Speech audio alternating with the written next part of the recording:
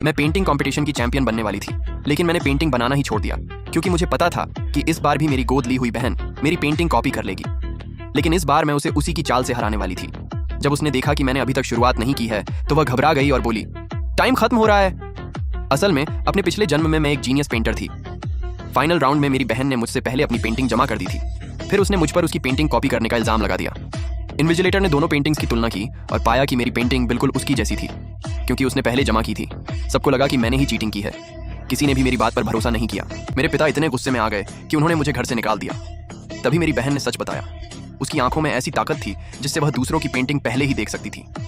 और फिर उसने मुझे सीढ़ियों से धक्का दे दिया। जब मैंने दोबारा आंखें खोली तो मैं उसी फाइनल वाले दिन वापस आ चुकी थी। इस बार मैं दोबारा फंसना नहीं चाहती थी, इसलिए मैंने कंपटीशन छोड़ने का फैसला कर लिया।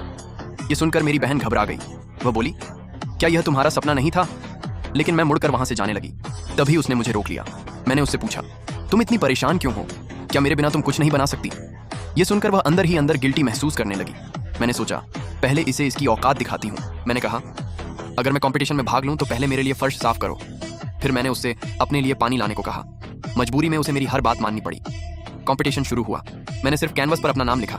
मेरी बहन फिर से घबरा गई और बोली, टाइम खत्म हो रहा है। मैंने शांत होकर कहा, पहले मेरे लिए रंग मिलाओ। वह कुछ नहीं कर पाई और मेरी बात मानती रही। जब सिर्फ आधा घंटा बचा तो उसने जल्दी जल्दी पेंटिंग बनानी शुरू कर दी। अपनी इज्जत बचाने के लिए उसने फिर वही चाल चली।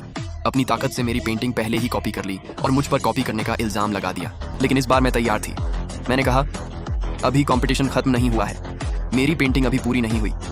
फिर मैंने पानी की एक बाल्टी उठाई और सीधे अपनी पेंटिंग पर डाल दी। मेरी बहन हैरान रह गई क्योंकि अब मेरी पेंटिंग पूरी तरह बदल चुकी थी। वह अब उसे कॉपी नहीं कर सकती थी। तभी सबको समझ आ गया कि असली टैलेंट मेरे अंदर था।